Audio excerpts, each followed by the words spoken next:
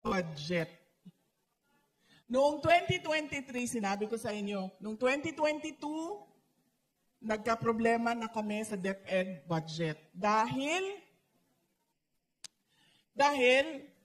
gusto nga nila kunin yung school building fund. Billion-billion kasi yan. Noong first year, hindi nila nakuha.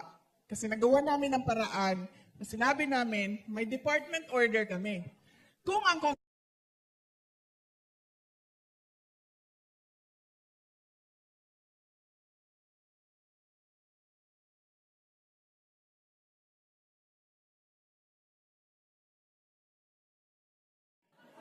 sabihin niyo sa kanya, sabihin na niya kung anong nakita niya doon sa loob ng House of Representatives. Pwede din siya iuwi, ma'am, isang gabi lang. Tapos ibalik natin siya sa asawa niya, si Ma'am Rowena. Tapos salamat din ako kay Dr. Lorraine Badoy. Nandito po siya.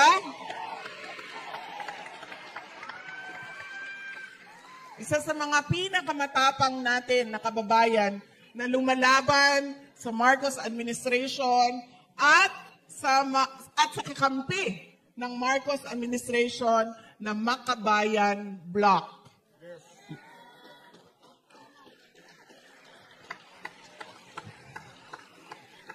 Nandito din po sa ating stage si dating Congressman Jing Paras, na kaparte po ng PDP na partido. Maraming salamat sa aking mga kasamahan dito sa stage dahil nakapagbigay sila ng mensahe para sa inyong lahat. Ang susunod na pagpapasalamat ay mula po sa akin. Nagpapasalamat po ako sa inyong lahat sa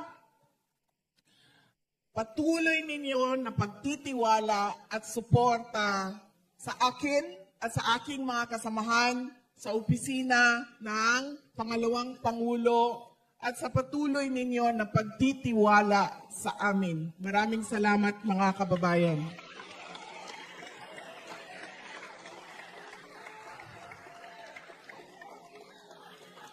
Mahal ko kayo. Ma'am.